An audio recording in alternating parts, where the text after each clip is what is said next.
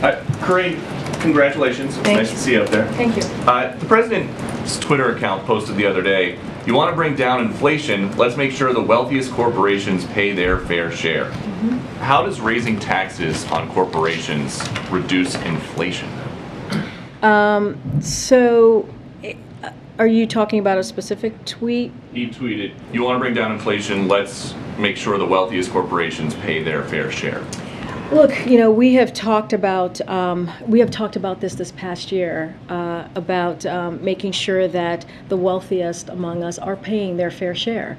And that is important to do, and that is something that the president has been working on every day when we talk about inflation and lowering costs. And so it's very important that as we're seeing costs rise, as we're talking about how to build a America that's safe, that's equal for everyone and doesn't leave everyone behind. That is an important part of that as well. But how does raising taxes on corporations lower the cost of gas, the cost of a used car, the cost of food for everyday Americans? So look, I think we encourage those who have done very well, right? Especially those who care about climate change, to support a fair tax code that doesn't charge manufacturers, workers, cops, builders a higher percentage of their earnings, that the most fortunate people in our nation, and not let that stand in the way of reducing energy costs and fighting this existential problem, if you think about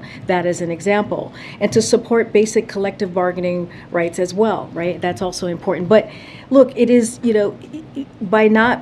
without having a fair tax code, which is what I'm talking about, then like manufacturing workers, cops, it's not fair for them to have to pay higher taxes than the folks who are not paying taxes at all. But what does that have to do with inflation? The president said, you want to bring down inflation, let's make sure the wealthiest corporations pay their fair share. Jeff Bezos came out and tweeted about that. He said the newly created disinformation board should review this tweet. Would you be okay with that? Look, it's not a huge mystery why one of the wealthiest individuals on earth, right, opposes an economic agenda that is for the middle class, that cuts some of the biggest costs families face, fights inflation for the long haul, right? And that's what we're talking about. That's why we're talking about lowering inflation here, and adds to the historic deficit reduction the president is achieving by asking the richest taxpayers and corporations to pay their fair share. That is what we're talking about. Okay, and then just one on the trip tomorrow. How come the president is visiting Buffalo after a senseless tragedy there,